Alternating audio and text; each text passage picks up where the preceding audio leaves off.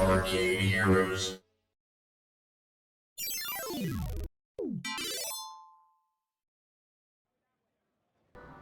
Hey, it's Adam with Arcade Heroes, and my voice is finally sort of back after 2 weeks. I lost it thanks to a sinus infection that started the first day of the show, although I didn't realize that's what it was at the time. But anyways, I wanted to have my first vocal commentary be of this game by Arsenal called Zombieland Headshot Fever. And I'm actually using footage here that I shot for somebody else. But I saw on LinkedIn after the show people calling this, such as Bob Cooney, saying that this was the verifiable hit of the show. Now, I wholeheartedly have to disagree with that. As you can see on the screen here, the frame rate on this game is atrocious. I mean, Arsenal should be ashamed of putting this out and wanting to charge nearly $30,000 for it. I mean, this game, it's just a port from an existing VR game, and so this has been around for a while, and the fact that they can't get a frame rate that's at least 30 is ridiculous. I mean, that has to be fixed.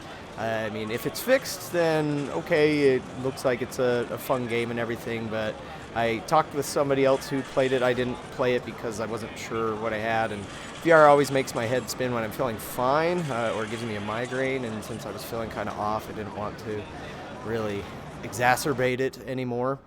But yeah, he who played it that I talked to, he said he was guessing it was around 20 frames a second, and sometimes it could dip even lower if the action got really strong there, as of course as you can see, and on both of those games. Now, even if the frame rate was great, I don't know how you can call this a hit. Because it's kind of derivative too. I mean, for one, the guns, that's borrowing the idea straight from Sega's VR Agent, who's the first one to come up with this idea of attaching a VR headset to a gun. And while that's cool, there is an annoyance with that as far as you end up losing focus a lot of the time with that, because you're moving around having to shoot targets constantly, and you end up going out of focus. And again, that kind of ruins the immersion. And so that's a thing I have against VR Agent as well. But also, this is just a port of an existing game, whereas like VR Agent is something unique and original, has no frame rate issues. And so if I was in the market for a VR arcade game, I would definitely go with VR Agent, as that is the least original and it has no frame rate issues.